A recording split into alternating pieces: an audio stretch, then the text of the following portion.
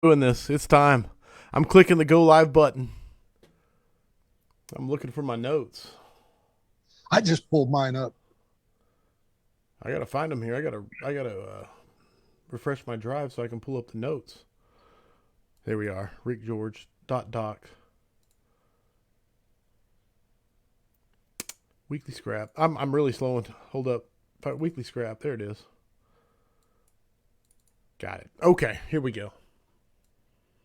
If you're in here, welcome. Corley Moore, Firehouse Vigilance, Weekly Scrap, number 152. My guest this evening is Ric Jorge. He is 29-year veteran of the fire service with 24 years at Palm Beach County as a career firefighter. He has delivered many a hands-on courses locally, nationally, internationally, and focusing on performance and immersion training. Specifically, his Impact This, designed around forcing impact-resistant openings, resiliency development, designed around developing the software, i.e. decision-making, critical thinking, situational awareness, etc. Ric has been working in the mental health field for 9 years. He is currently involved with a program for uniformed personnel struggling with substance abuse, mental health issues. He is also the resiliency coordinator developing and designing didactics to improve managing the reactive mind. Man, so there's a lot. There is a lot we're going to be talking about. He's the Been waiting to author. use that word for the last 30 days, bro. Didactics? Didactics. Did I say it right? Is what I'm really hoping. He is the author, along with his partners in crime, but he's the author of Developing Firefighter Resiliency, an amazing book. He is passionate about the fire service. And with that, welcome my brother, Ric Jorge, to Weekly Scrap number 152. Well, thank you for having me, my brother. It's been a while. Been Yeah. since number 17, right? Yes, man. You are one of the, there's not many people I can say are one of the OGs, but you are one of the OGs of the Weekly Scrap. But this time I was scheduled to be here. I Yes. wasn't a fill-in. And I'll be honest with you, when I actually said that to you that day, it was kind of a throwaway because I never thought in a million years you would say yes. What? No, originally, yeah, I never thought you would say yeah, I'll do it. I was like, seriously? So that's just part of the backstory. It's amazing. It's an opportunity to reach out and help some folks. I'm in. I love it. Is there anything I missed in the intro that you want to add? Always like to offer. Nah, that's all. That's all right. fluff. You know. Audience, get your questions ready, primed for. It's gonna be a good discussion. So get them ready. It should get interesting. Kyle Romagus is here. He's logged in, ready to grab your questions and throw them up here. So get them ready. This episode, here we go. This is the new thing for me, so I'm doing it. This episode is brought to you by Key Hose, the hose experts, Elkhart Brass, a safe fleet brand, Affordable Drill Towers, home of the Affordable Drill Tower and the Affordable Standpipe Prop. Affordable Drill Towers is a firefighter owned and operated. The only thing you can't do in an affordable drill tower is live fire. Like, you can rappel, stretch hose lines, go through the stairs, go through the floor, do window bailouts, cut holes in the roof props, use the apartment balconies, pump to your FDIC, use the sprinkler system, man. It's an amazing, amazing thing. So call Steve, 844-55-TOWER, or drop him an email, info@affordabledrilltowers.com. And then with that, we also have Citizens First Fire Training. My man, Chris Kessinger.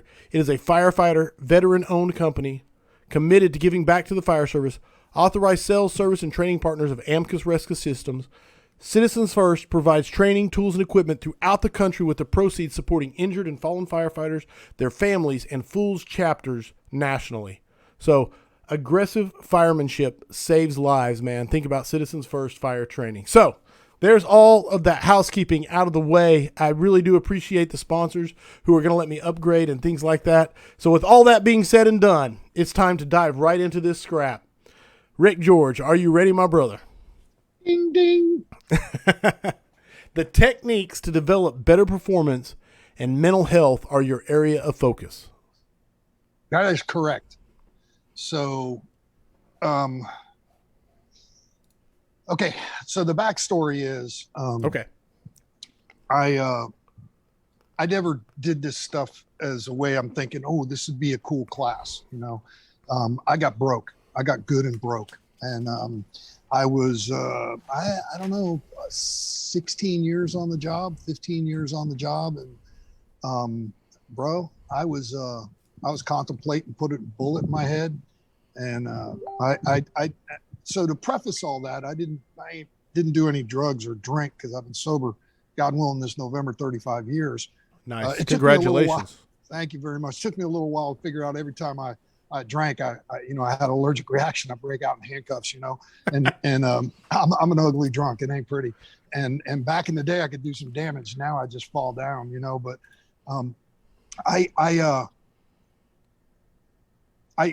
it was a divorce is what precipitated all of this stuff. And that led me to seeking other men. They were actually military psychologists. It happened in a seminar with Paulie Capo. He gave me a book to read. It's called On Combat by Grossman. Grossman, and, yes. And he was speaking about stuff that I was experiencing. And it gave me hope when he talked about this breathing technique. So I didn't think about any of that. I mean, I have always fought. I've wrestled, karate, jujitsu, Muay Thai, boxing. I've done judo. I mean, my life was always about learning how to protect myself because I was scared. It was based out of fear. Okay. It had nothing to do with challenge. How long? This is important. No. How long did it take you to realize that? Geez, bro, I was 30 some years old before I finally got a hold of that. I was about 31, 32 years old. And then to implement not allowing the fear to run me and to operate from a challenge perspective or an opportunity perspective, man, that took years. The next because 20. my default was so great. My default was, actually my default was do the damage before it gets done to you. And it really is. It has to do with me being bullied as a kid and all this other stuff and insecurities and all this other crap that I discovered through therapy. Because when you go to jail and in front of judges as often as I do, clearly there is something wrong with you, and you need to get some help. And so I'm being told that by a judge who told me, you come back before me, bring a toothbrush, son, because you're gonna be gone for a long time. Right. And my attorney, who loved my money, but told me, you need some help, bro. And my dad and mom have always been there for me. But the divorce was a vehicle. And so all of this stuff that I had carried into the fire service plays. Okay, so now we got a lack of sleep. It's a hard, dirty job, bro. Yes, it is a grind, bro.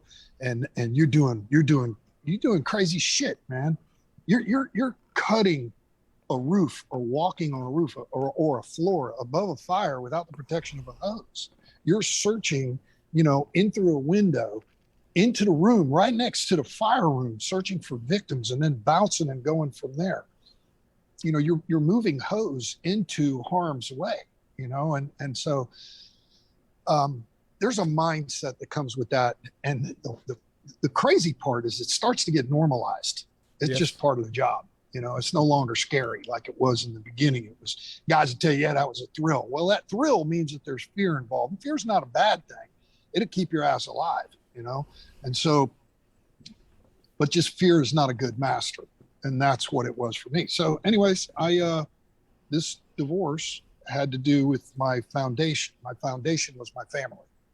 And once my foundation got rocked, I fell apart, bro. Right. I was going through emotional mood swings and I couldn't sleep. I got a point where I couldn't keep a mask on my face. And that's why I reached out to these professionals. They helped me. One led to another, led to another, led to another, led to another. And that for me, because I'm a smart dude, but I ain't that smart.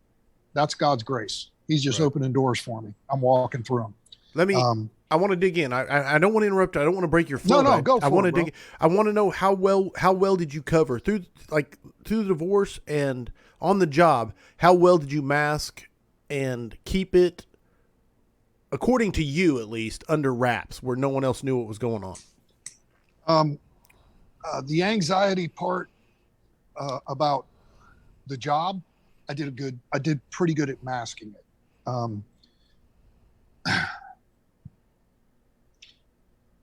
And the rest of it was just raw emotion. Right. The divorce, guys trying to convince me to pray for my wife, and I'm like praying that, you know, the earth would open up and swallow her, that pianos would fall on her, and bolt the lightning would, you know, rain on her, and but she wasn't the problem, you know. I was the problem. I created that whole mindset and everything, and I put all my eggs in a wrong basket, and I thought I was good. And I mean, I'm going to church, I'm sober, I ain't doing drugs, I ain't hurting people, I'm doing an honest living, I'm helping people, you know, I sponsor men, I do all kinds of stuff. And this still reached out and grabbed me, like with a vengeance. I ain't never had anything grab me like this before. So that's what precipitated that first question about, you know, how do you get into these techniques into performance and mental health? They're the same things. Because while I was falling apart mentally, I was using it to try to get back on the job and keep a mask on my face and be able to perform. So one, they're not exclusive of the other. Doing these techniques like breathing and meditation and mental rehearsals, different perspective, reframing, learning about emotions and how to manage them, and actually putting things that I'm feeling emotionally into words. I just didn't do that. Right. I let these do that, you know. None of us, that's our specialty. Yeah. Or I would just throw a fucking temper tantrum like a child, you know. And that's what I did when I had the mask thing. We were in a drill in our tower, and it wasn't anything difficult, bro. It was real straightforward, and I was losing it. And finally, I ripped my mask off and I started screaming and yelling, "This is bullshit, this drill, this and that, blah, blah, blah, blah, blah." And guys were shocked. They're looking at me and they're like, "Jesus, what's wrong with that guy?" And they're like, "I don't know. Just don't make eye contact with him. He'll calm down eventually," you know. And that was my mask. Right. You know, that was my mask. And it was my mask in a lot of stuff. If I couldn't run, then I just became demonstrative, you know, and it wasn't a good solution. So I had to relearn all these living skills and survival skills. And it started with breathing. And I didn't realize how key breathing is to everything. The breath and how you breathe, it's everything. You know, I mean, I could get into nasal breathing and explain why you breathe through your nose. I did a lot of sports. I surf, I dive, I do all kinds of stuff, right? And so whenever I was training for an event, guys would always tell me, breathe through your nose, breathe through your nose. I'm like, why? Right. You know, for a long time, I blocked punches with this thing. I can't breathe through it, you know? And so they're like, well, it's better for you. And nobody could explain to me why. Well, it increases interthoracic pressure. What that does is it activates the diaphragm. When the diaphragm pulls down on inspiration, it helps opens the lungs. I'm sitting here practicing while you're speaking. Yeah, it's just science, you know, or as I like to say in my classes, it's science, bitch. So right on. One thing led to the other, and you know, I start learning more about this stuff, and it's not just the cleansing of the air and the cooling of the air, but it also creates that interthoracic pressure. And in order to activate the diaphragm, you have to breathe through your nose, completely activate it. And the reason for that is because at the base of the lungs are the parasympathetic receptors.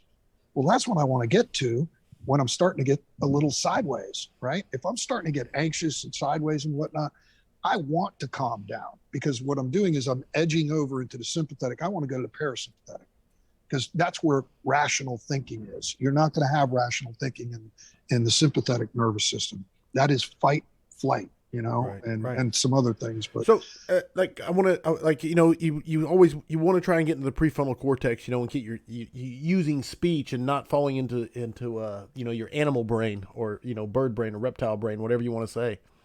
Right. It's kind of the same thing when you start activating the nasal. It pushes down into that and kind of forces you there, or is it like, speak to me like I'm a truckie? Okay. If you're assigned to the can, right? You got the water can. Right. You make your way up the ladder. Boom! I'm up there. I'm gonna knock this fire, because a can will put a lot of fire out. Yes. Okay. Now, if you hold it open the whole way, you're just gonna blow. You're gonna blow your load quick. But if you use it intermittently and properly, that's the way it was designed. The technique, okay. Right? So the human body is designed to breathe through your mouth, and when you're under threat, it's short, shallow respirations, because that's a sympathetic nervous system. Whether it's perceived or real, that's what happens. So in order to regain control of everything, because in sympathetic, it's fight or flight, there ain't much rational thought in that. Okay.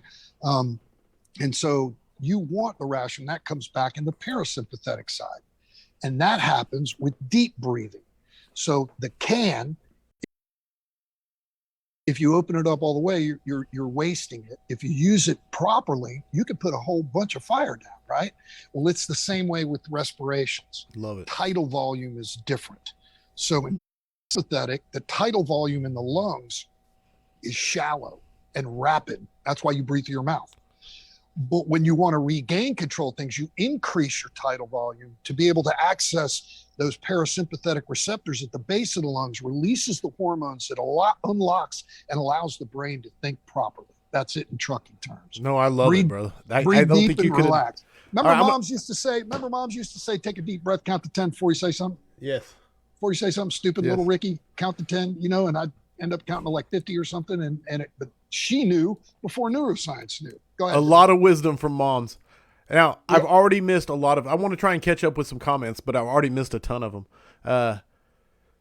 Every episode, yeah. So yeah, there we go. Smoothbore Cartel, that podcast, and Rick providing his info.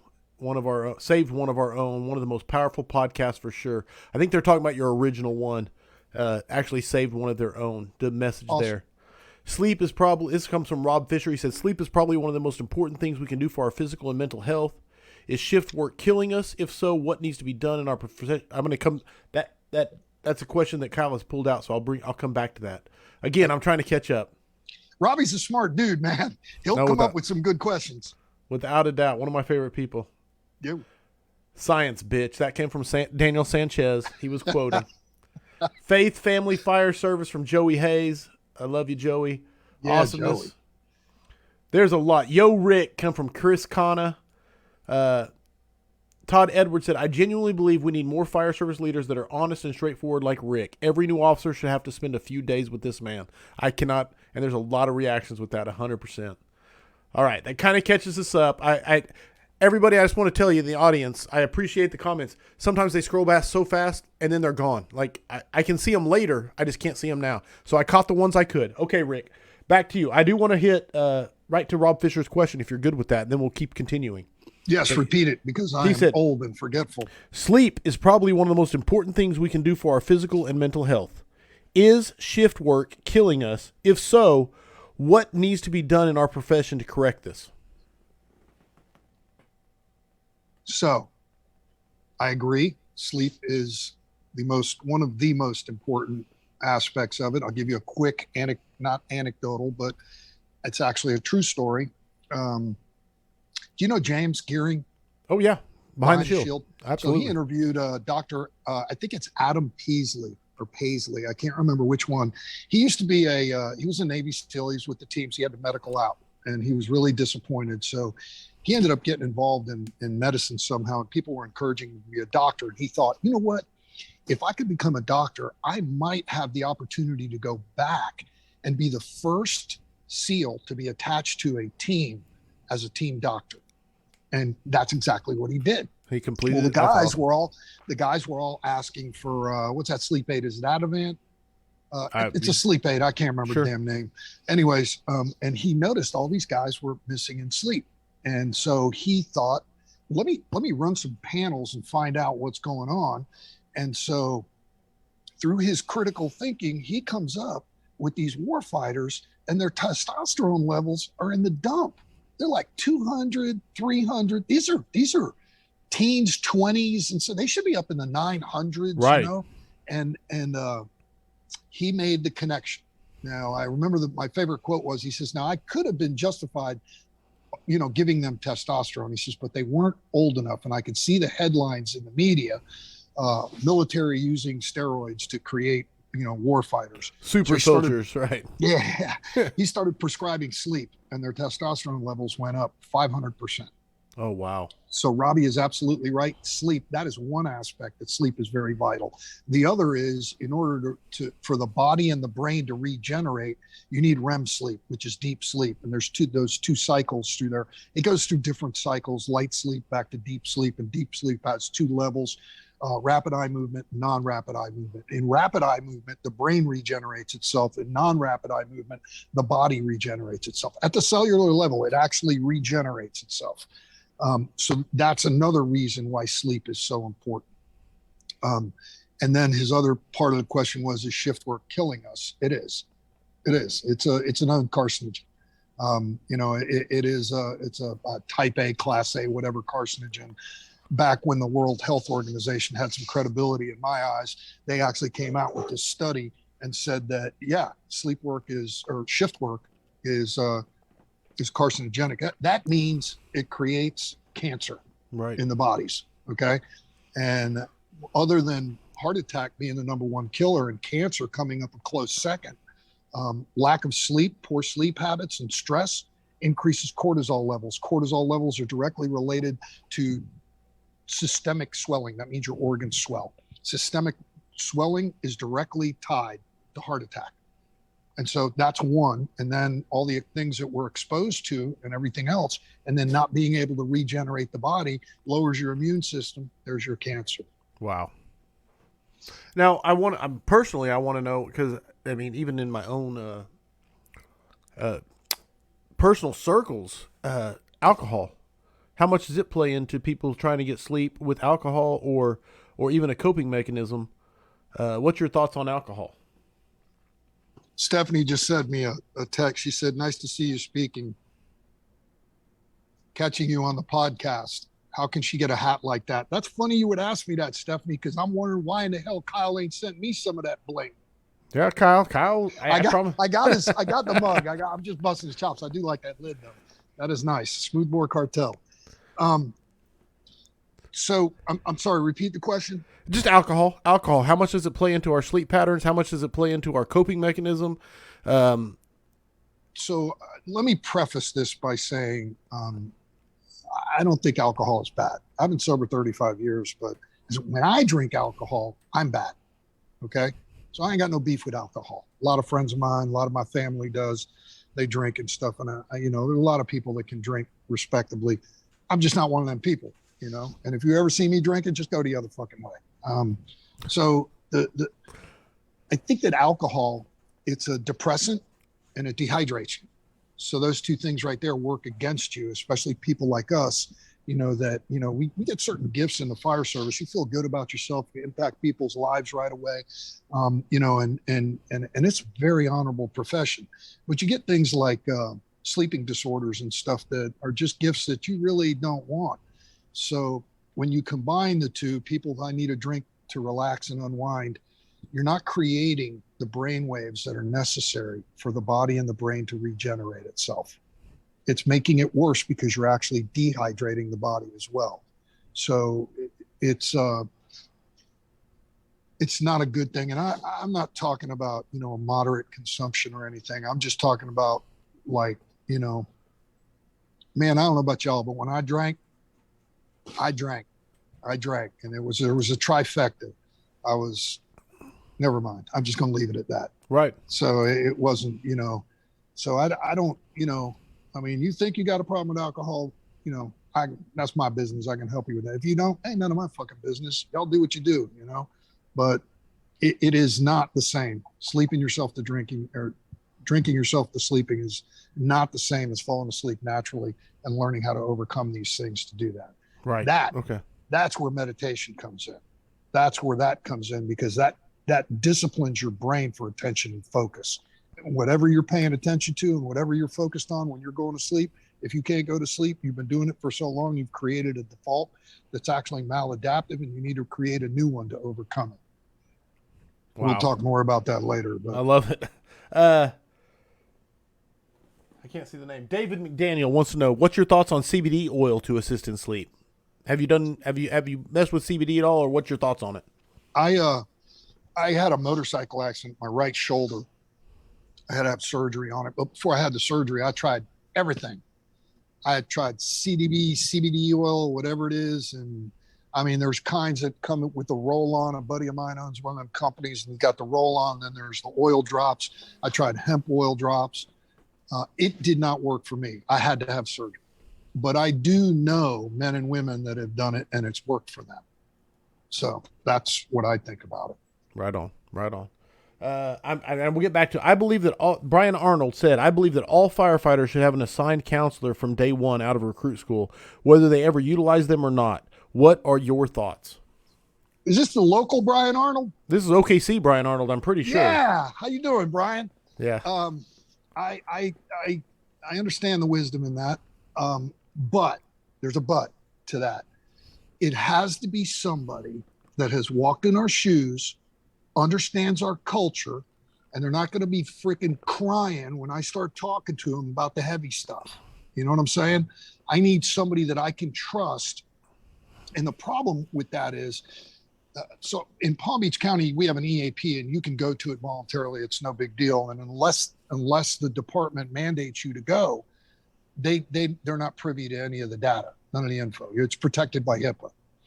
But a lot of these departments, excuse me, have EAP and it runs through HR, and HR gets everything.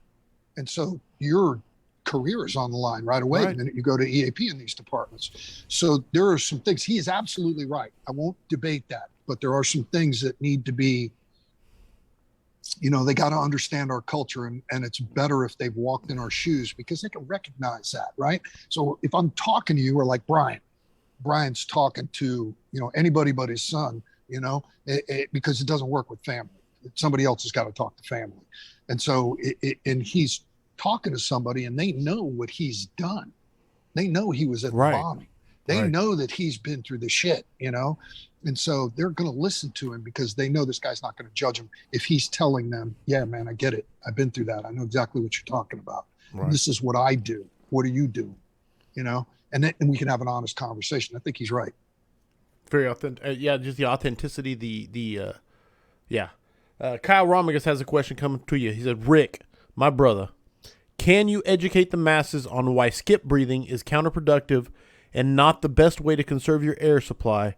Also, why do you think it is still being taught? Okay. So honestly, it was taught to us when I was a very, very young fireman going through the fire academy for fire certification. I never understood it. The guy's telling me, take a breath.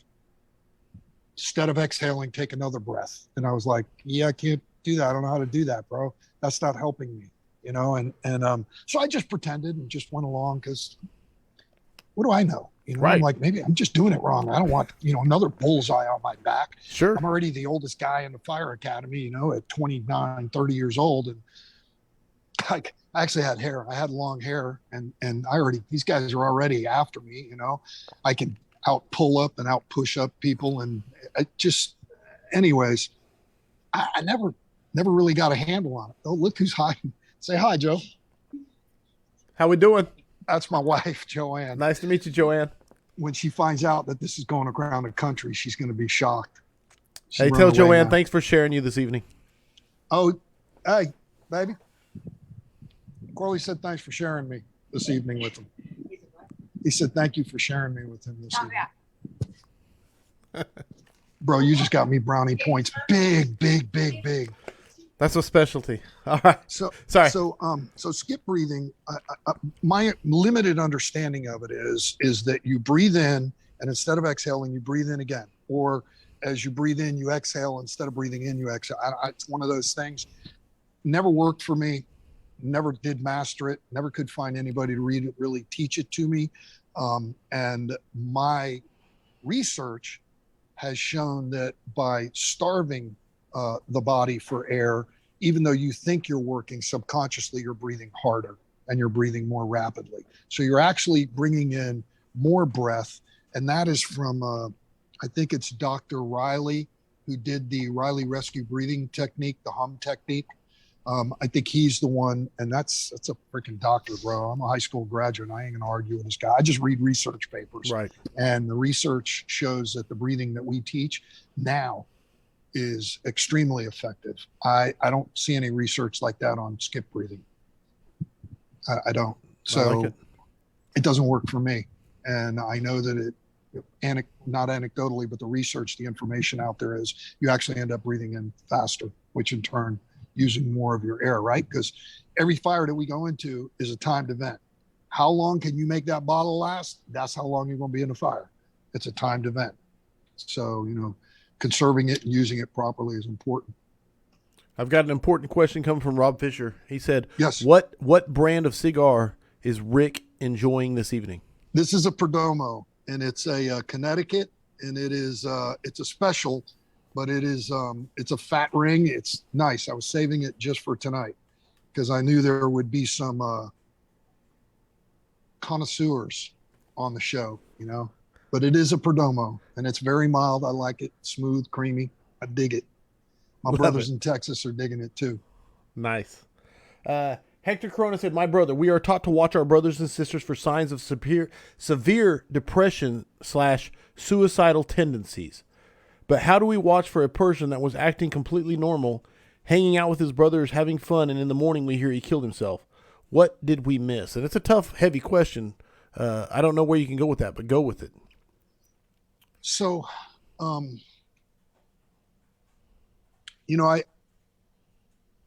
early on, I really thought that suicide was preventable and avoidable. But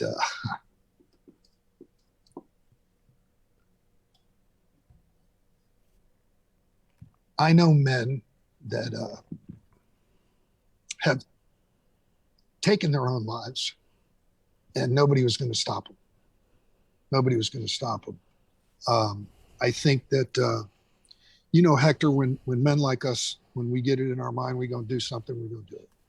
If we convince ourselves that our families are better off and everybody else is and all this other stuff, or maybe just the pain is just the sadness, maybe the grief, depression is a killer, bro, and, you start wondering, maybe it's better off if I wasn't here. I just want it to stop. I mean, I have met men. I work at a treatment facility that has a program in there for uniformed personnel. So we get firemen and cops from all over the country, and we get military guys. And we got like a main vein between New York and Florida with, what was the name of that camp? A military camp up in New York. Anyways, and we get corrections officers and stuff like that. And some of these guys, man, they're so broken. It's, I don't know if anybody's heard about microdosing and what they're doing with psilocybin and with MDMA and LSD and stuff like that, microdoses. And it seems to be a reset. It's actually, I got 3 brothers that I know very, very well that went through this, and I see the changes. And then when this man is sitting at my house, he's got tears in his eyes, bro. And he's telling me, I haven't felt this good since I was in my 20s, bro. And this guy's been thinking about killing himself. He's been thinking about killing himself for so long that if I woke up the next morning and saw that he'd killed himself, I'd have been, yep. Mm-hmm. I knew it. And there's nothing you could do, but he's different. He's different. And that's with the psilocybin. So that may be the thing that breaks it. There's research now out of Great Britain. And I can't remember which, it's an umbrella research, which is umbrella research takes all this other gathered research and they do the meta-analysis on it. And they look at how these medications are working. And these SSRIs, they're not working for depression. There's absolutely no turnaround. So now they're thinking it has nothing to do with serotonin. So here we are in 2022, and the things that we've been doing for all these years is just not working, or not nearly as effective as they lead you to believe. Just remember, man, big pharma, that's a $15 billion a year industry. Right. They're going to make their money one way or another. I mean, we're these little tiny cogs in a big ass freaking machine, but that's the research. That's not my opinion. So, man, Hector, but those are tough. Those are always tough. My son, he's 22. He's on the job. He's at OKC Fire, and he's almost through his rookie year, but not the point. He sent me an article the other day, and because me and him are constantly, I'm an optimist, he's a pessimist, and so we always have these discussions. You know what I'm saying? But he sent me a article the other day that actually talked about depression, and I don't know the veracity of the article. I wish I'd have thought about it because it just came up in my brain right now. It wasn't something I was going to talk about, or I'd have linked the article, but it talked about some of these inhibitors that they use, and stuff like that. SSRIs for serotonin uptake. Yeah. And how that the research is coming out saying it's more depression is more a sign of intelligence, like a byproduct of intelligence, than it is the serotonin lack of production, etc. Yes, that is correct. Okay. So that's the same. That sounds in the same vein of the research paper I was reading. Okay. They're saying that it can be helped more readily with talk therapy than it is with these medications that they're giving them, because it's a thinking thing. Now I'm sure there are those that are clinically depressed, and there are things that they're taking that is working for them. Listen, I'm not knocking it. I'm just saying that's what the umbrella research, showed, the meta-analysis did. You ever wonder why some people think the glass is half empty and some are half full? I've never contemplated why. I know it exists, but I've never contemplated why. Is it just nurture versus nature? When you walk in, when you walk into a room or a restaurant, do you scan the room real quick and then look at a strategic place that you can sit and stuff, or Absolutely. how strategic where they're sitting you is, and things like that. How close is the exit? Is my back to a wall? Yes. Yeah. So human beings, the sympathetic nervous system, here's where we go sideways. You were talking about the prefrontal cortex. We become so hypervigilant. We start focusing on all these things because our job is about controlling the things that we can control, right? Yes. We take chaos and we make order, right? We bring the fucking rain, bro.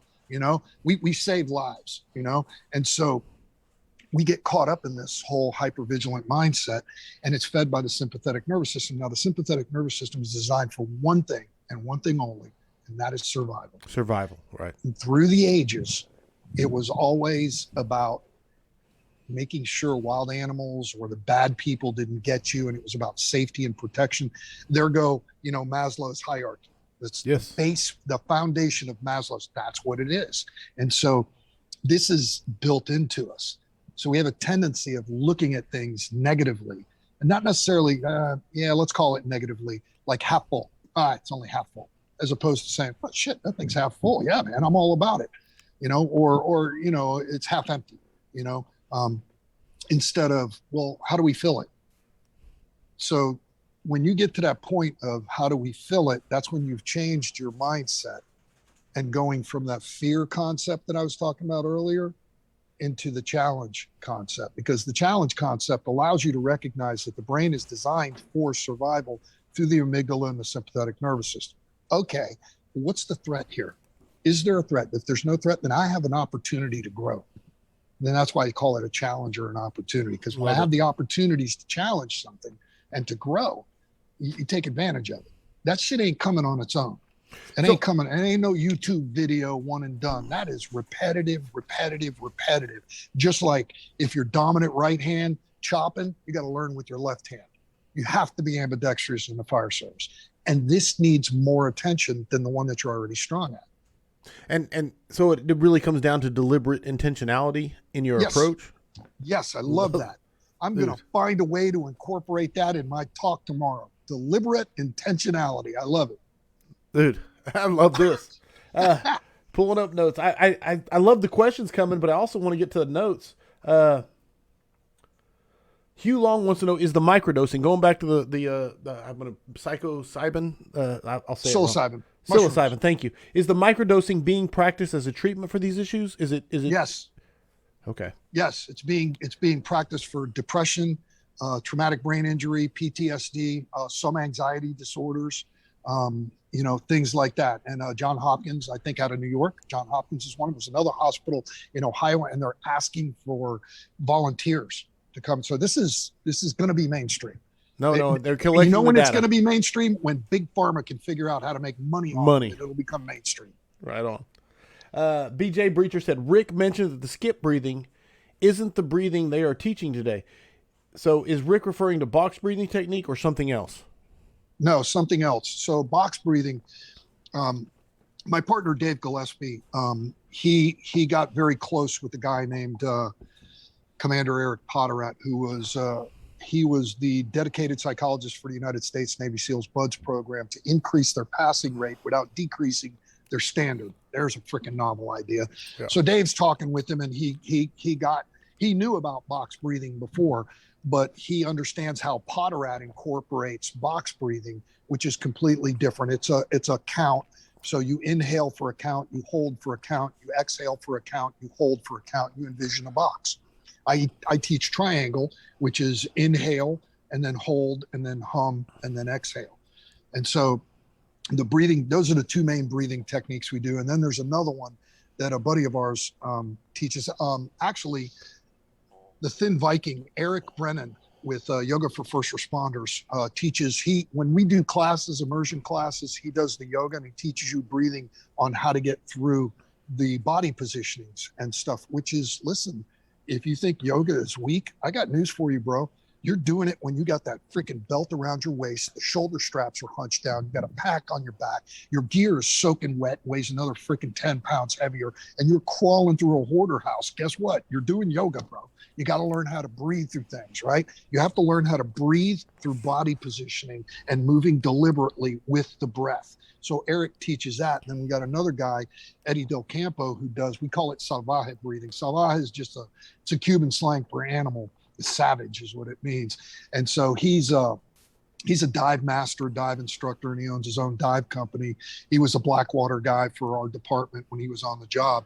And it's kind of like a breathing up thing that they do. So we teach a variety of breath techniques, and we just ask the guys to grab one of them and master it. I really feel like I could latch on to savage breathing. I like that. Oh, dude, what's the Cuban word? Too. Salvaje. Salvaje. Okay. There he is. Yeah, someone just okay. I want to get we're caught up on the questions of the audience, so I want to get back on track. We talked about areas of focus, but for performance we can utilize and then mental health. So there's two basic techniques to develop better performance and mental health. Performance size and mental health size. You want to talk on that? You want to expand on that? Yeah, I'm gonna break it down like this. Good. In the fire service, we have our community, right? And we have to perform within these parameters. And it involves certain things, right? You have to be prepared. So you have to be physically and mentally prepared to be able, and emotionally prepared, right? So when we run a call and we go, everybody's heart rate goes up. Listen, it might be anticipation, it might be anxiety, paint it whatever name you want to paint it, but your heart rate goes up, right? And it's not necessarily fear. It could be like, awesome, we're going to a fire. I get to do the shit I have been training my whole life for, because we just don't get the fires we used to, right? So you have to operate in this world where you're seeing, smelling, touching, and hearing shit that will suck the soul right out of you. And you do it so often that it becomes normalized. And what do? We push our emotions off to the side, because if they get in the way, we can't do our job. Right. We focus. I can't do my job if I'm thinking about these kids with the same name as my kids and the same age, and it's a race car and all this other crap that actually happened to me. But I couldn't even process that shit till I got home, and then it hit me in the head like a sledgehammer, you know? But so here we are, that's our culture, right? That's our life. And this is normal. All of us are experiencing the same things.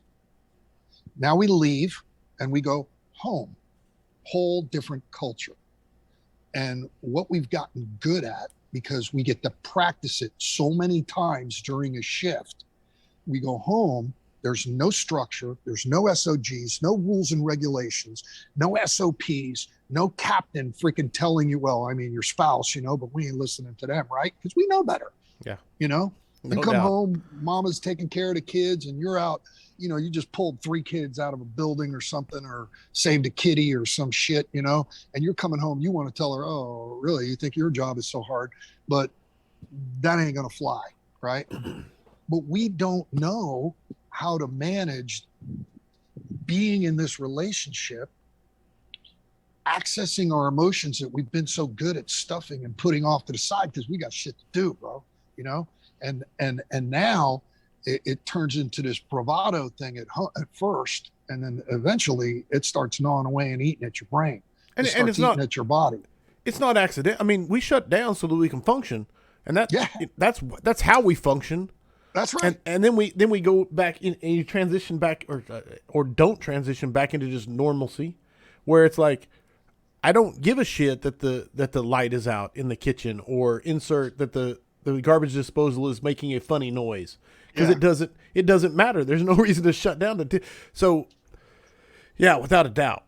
Or your kid or your spouse or somebody, they cut themselves and they're going to need some stitches, and they're freaking out because they got this little boo-boo here that's going to need 3 or 4 stitches, and you just had a guy in a motorcycle accident whose arm got ripped off. Right. So you were comparing it. Yeah, you're carrying And it his makes you arm look like you don't give a shit, and that you're Right. cold, and that you're emotionless. And they are true on one of those. You're emotionless. Right. It's not that you're cold. It's just you go into work mode. It's the triage of things. And- Okay, it's not that bad. We can fix that. Let's wrap that thing up. We'll go get some stitches. Let me go get a fishing hook and fishing line out of the garage. I'll be right back. We'll fix that right there in the dining room. And what's the fallout for the family? That's So to follow up on that, what happens is that we get very, very good in one culture at work because we have all these guidelines. But who's prepared you for getting married, being a spouse, right, a husband or a wife? Who's prepared you for having children? What classes have you taken? What certifications have you taken that were pass and fail, that were state certified? What is that? Where do you get that training from? You get it from growing up with your family, but my parents' generation was about work ethic, and you did shit because that's Yeah, why. they said Why? so. Yeah, because 100%. I said so. Yeah. Because I'm bigger than you, and Yes. I'm gonna whoop the brown off your butt if you don't. So, and I did it. And so these are some of the things that eat us up, and that's why I really think that these are some of the issues that play into our divorce rate. Which is, did you know that over the last 10 years, for the first time in the history of this country, we have more single parents than we do married parents? If that doesn't fucking scare you, it should, because boys need men and girls need women, and they need both of their parents to grow up balanced and learn about stuff that we should be teaching them, not the school system, not the juvenile system, not the court system. We should be teaching them that. But where are we getting that? Where do you get that? Man, no, I I had not heard that stat. I believe it because of just anecdotally, it feels correct. Just looking at society, I believe it. But I had not heard and that's that. about 10 years old. I had not heard that stat, but no, it makes complete sense. I know one of the biggest indicators, and I don't know where I heard the stat from, but I also believe it's true, even if I can't prove it, verify it. Is That's that right. having a mother and a father in the home is one of the most important things for success. Absolutely. If you measure it out over time and everything, not to knock hardworking single mothers or single fathers No, at not all. at all. It's not. That's not the point. The point is the child is set up for so much more success if that's in place. So without a doubt, man, no. And deep stuff. there are, listen, just a disclaimer, there are single moms and single dads out there that are doing bang up jobs. 100% But imagine how much more bang up it'd be if you had a partner to be able to help you with that. having your back, yeah, without a doubt. And the kids would feel the same way. Kids need attention, they need nurturing, they need understanding, and it's hard, man. And boundaries and responsibilities and accountabilities, and yes, man. I didn't take all that into consideration. I was too busy busting my partner Dave Gillespie's balls at FDIC, right? Right. And we went out to lunch with his son, and his son was terribly upset by some news that he was discussing. And I saw the dynamics playing out in front of me, and I was like, holy crap, and here I am, adding to the problem by busting his balls. And it floored me, really impacted me. I love his kids, Right. he lives in Canada, but I've grown to notice, man. And so when something impacts somebody that you care for and that you're close with, it affects you, man. It affects you, and so those two different cultures, we don't have that same guidance system in our personal life. So when you're doing these techniques to become performance oriented, they also play over into your personal life. the goal is in performance is to slow your shit down so that you can be situationally aware of what is happening in order for your critical thinking to work properly so that you can access your recognized prime decision. And if it's not there, be able to step back and ask somebody, I'm in new grounds here, bro. Anybody got a suggestion? And anybody got a pattern? We're backing up. Yeah. What's going on here? Because listen, it ain't no secret. Even when we do everything right, the outcome ain't always favorable. It's not guaranteed. Our brothers and sisters will die even doing everything right. Yes. So these techniques help you to do that. And it's the same application in your personal life. It's just got a little more complicated because you got to go seek somebody to help you do this kind of stuff and learn how to communicate, with somebody that, you ain't coming home and telling your wife about, oh yeah, we saw this girl cut in half by this motorcycle and this and that, blah, blah. No. I had a bad call. So the way it worked for me, I get off shift, I sit in the tarmac in my truck and I breathe and I slow my heart rate down and I start. So through meditation, I learned about mental rehearsal and I start practicing my drive home, what it's going to look like when I go in the house, the conversation I'm going to have with my wife, the kids, all that stuff, where I'm going to go and how I'm going to operate that morning when I get home. Nice. Okay, so my partner talks about segmenting. So I you're just like do foreshadowing. You're foreshadowing, like that's the mental rehearsal. That's right. And so then beautiful. I drive home and I hit cruise control and I try to drive behind. I live in South Florida, man. And cruise control is almost like an oxymoron because there's always it's terrible. We get every retard in the world driving down here, And I try to go behind the slowest person. It's rush hour. I know it's going to take a while, and I want to stay calm and emotionally decompress on my ride home so that when I get home, I'm genuinely excited to be home. And I have prepared myself for what the reactions are. My wife is going to read me and she's going to know because in a previous time when we could have a conversation, I told her, listen, when I come home and I'm full, we got to have like a safe word or something. Hers is time out or something like that. I can't remember. Mine is just stop. If I say stop, just it doesn't mean stop. It just means I'm fucked up. Right. I need to, and I ain't had no sleep. I need to reset. So my reset looks like going to the gym, burning off the excess freaking hormones and stuff, getting myself good and tired, come home, eating, showering, taking a nap, waking up, and hopefully I'm regenerated enough that I can have a civil conversation about what we're going to have for dinner, And then while I'm at the gym, I'm thinking about, all right, how do I want to manage my afternoon when I get home? And then when I get home and I'm in my afternoon, I'm like, all right, how do I see the evening going? I got to do that on my day off because Rob Fisher was talking about shift work.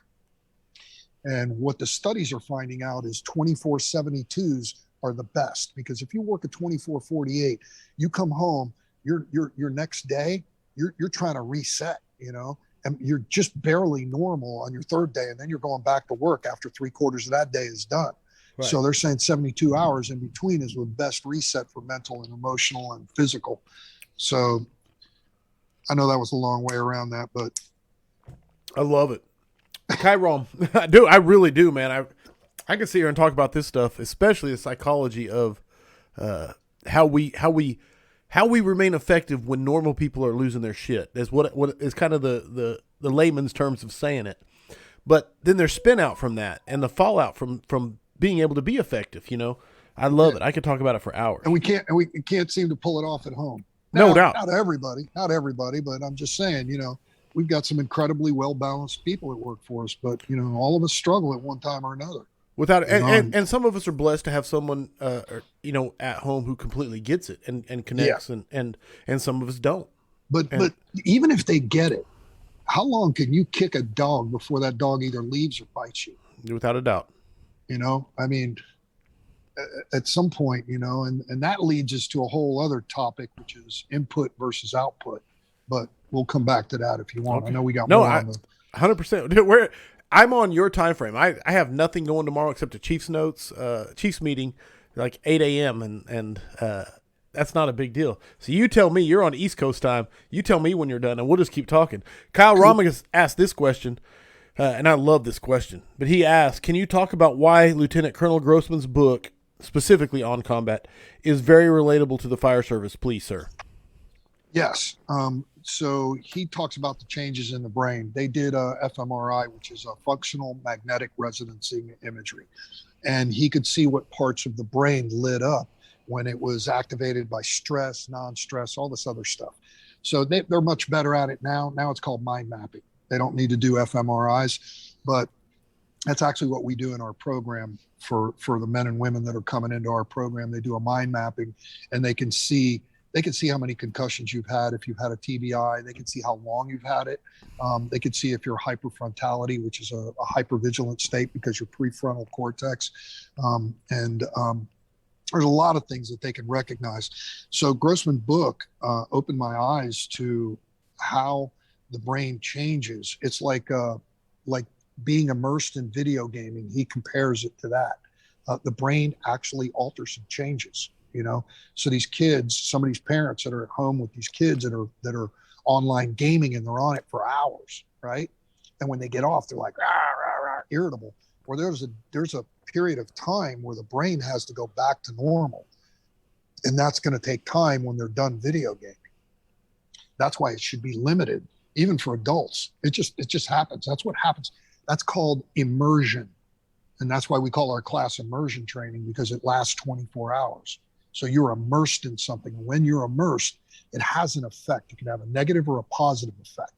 So Grossman talks about how the brain alters, and how combat and law enforcement and fire, how the brain is altered as a result of the exposure. So he makes a comparison that in combat, you may go for 1, 2, 3, 4 deployments, but in the fire service, bro, and law enforcement and corrections, you're doing this shit for 25, 30 years, maybe Right. more.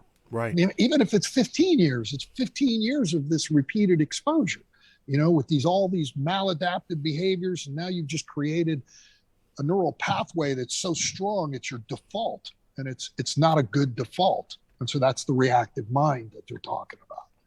So there's a lot more in Grossman's book, because he talks about the breathing and how it works. But the part that he was missing in that book was the brainwave activity. And that's what I got from Dr. Andy Walsh, who was the performance director for Red Bull at the time. He's in private practice now, he's an Australian guy. And that's before QEEG, the quantitative encephalopalograms, came out, which is the mind mapping.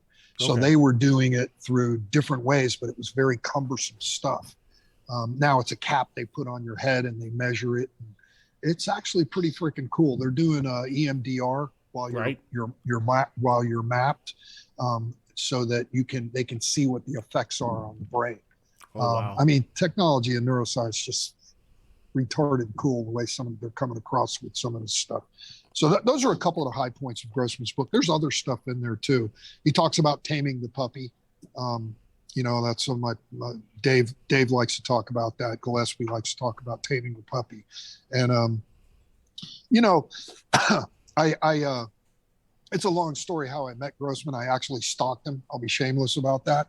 And because it was a matter of trying to get back to Hull, so we became friendly and emailed back and forth. And Dave is like, yeah, man, you're not going to believe who's up here. Grossman's up here. I'm like, oh, bro, he said, do you think you can give me a ticket? It's sold out. I said, let me reach out to him. Send him an email. He replies back to me almost immediately. Tell him there'll be a call this number. These people, they'll have a ticket at will call for him. I'm like, cool. So Dave gets a ticket, goes to the seminar. He's the only fireman in there with all these cops, right? And I don't know, a month later, he goes on an animal hunt class where these guys are teaching him about hunting big game. And there's only 3 people in there. It's him, Dave Grossman, and Dave Grossman's son. I fucking hate you, Dave. He got all this cool exposure, man. And I haven't even met the guy face to face yet. It's just been by phone and email. So that's awesome. A little I love anecdotal. It.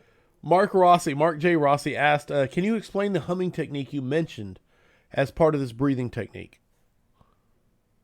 How you doing, Mark? It's good to hear from you, brother.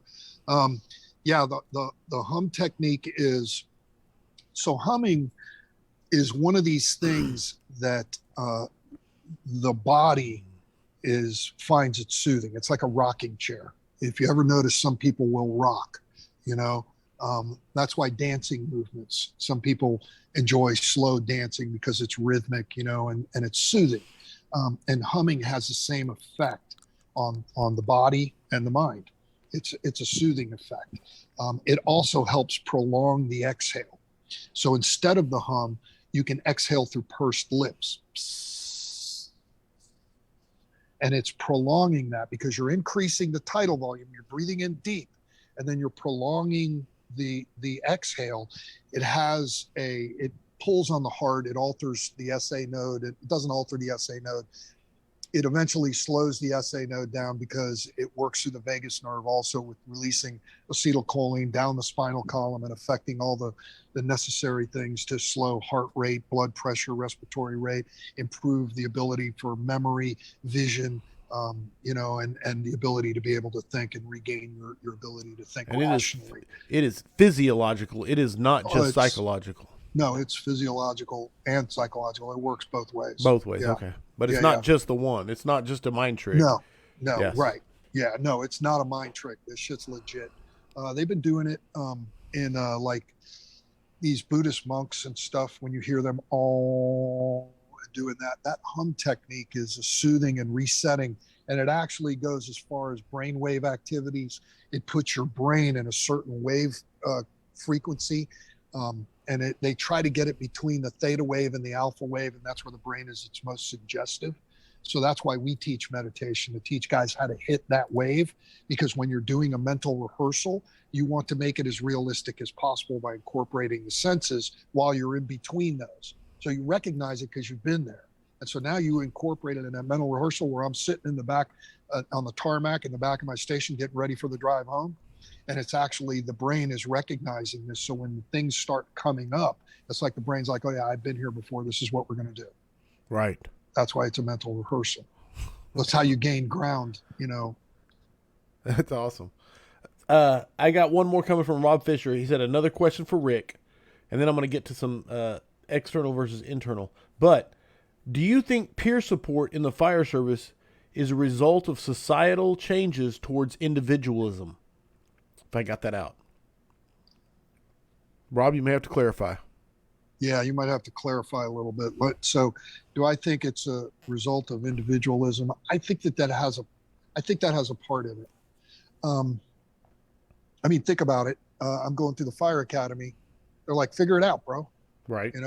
Figure it out, come on, you can do this. I've showed you once, go ahead, figure it out, and it's, I think that after a while we take that on, and we start playing God, and we start saying, I've already showed you, you go ahead and do it. You figure it out. You become self-sustaining, and I think that peer support is important because it brings us back to that group, that tribe, right? And you got to be a part of the tribe. And the more tribes that you're a part of, I'll give you an example. I go to a Bible class on Monday nights. Earlier I was at a Bible class. There's about 7 or 8 knuckleheads in this class I could call anytime for help. I've been going to 12-step meetings for 35 years. I got a group of men that I see on Tuesday night. There's about 70 of them. And there's about 40 of them that I can call for anything. I belong to another Christian-based organization, and I can relate to the men that have had struggles in there. I got another dozen guys there. I got men at the gym where I work out at that I gravitate towards because we have those similarities where we're trying to improve our lives. So there's a verse in the Bible that says iron sharpens iron as one man sharpens another. So you can be on a peer support team for the cool t-shirt, right? Or you can actually be there because you want to be part of this person's life and let them know, hey, listen, man, you ain't alone. I'm going to be right here helping you fight this fight, but you have to fight. And we're going to give you some suggestions. You don't have to take them, but it's a lot like a parachute. If you're jumping out of a plane, we strongly suggest you pull the ripcord. You ain't got to, though, And so I think the peer support thing is something that's long overdue. Most of the time, it's like you were left alone. Who'd you go talk to? And not only that, if you showed that sign of weakness, man, when I joined the fire service, that shit was exploited. Oh, absolutely. Absolutely. Internal dynamics versus external function. I really love this, man. I'm going to dig into it. Do we want to start with recognizing arousal level? What does that mean? Where do you want to start with this question? Or All right, let me pull this up so I can remember what my notes were talking about. Recognizing aloud, what are the arousal levels? So the arousal levels is just a term that they use in psychology and in research papers, right? For us, it's what's the shit that pisses you off, makes you scared, gets you angry. Those are triggers, right? What are those things that trigger you that cause your heart rate to go up, your adrenaline to start coming out? See, because when the adrenaline starts coming out, you're in the sympathetic nervous system. When you know your shit, you know your job, and you go out and you got to force a door and it's a hard door, but you got the right technique, you gap set force, it's not working, you know what you need to go back to. You try to go through the lock, it ain't working. Gap set force, it ain't working. Bring the saw out. So you have tried all three steps, or you go for another door if you need to control an opening, right? So that has a different release. That's dopamine, oxytocin, serotonin, endorphins, and there's a whole different cascading effect. The arousal control is when you start to get triggered, right? So you're rolling up and you're not quite sure what your assignment's going to be on this because you floated out of your house and you're somewhere strange and you're rolling in and you got to ask somebody, but everybody's a ball buster, and it's like, all right, well, what am I going to do? Look like an idiot on the fire ground or just sound like an idiot because they haven't given me an assignment? Do we have assignments on this truck, or is the boss going to assign people assignments?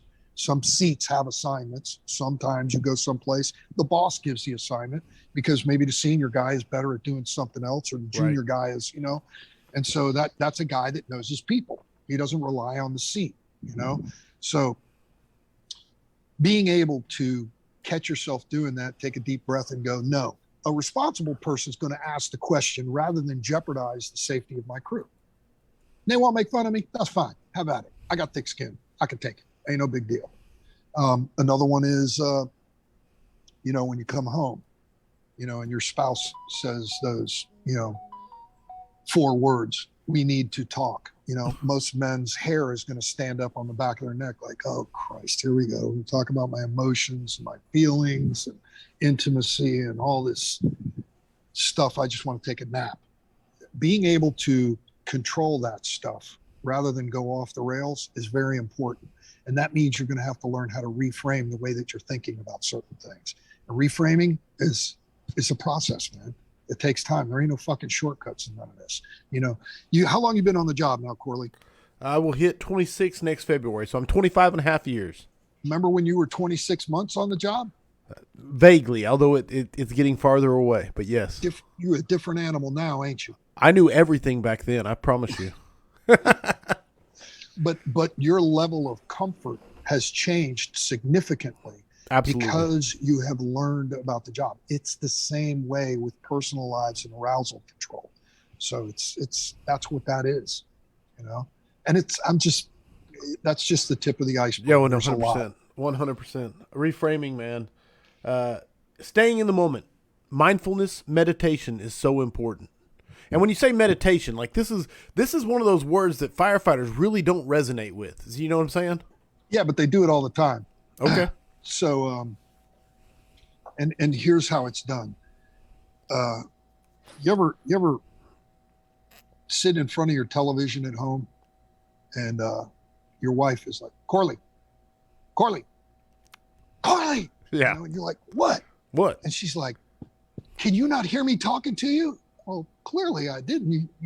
What? Why are you yelling at me? She said, well, I called your name 3 times. What are you thinking about? And the response is, nothing.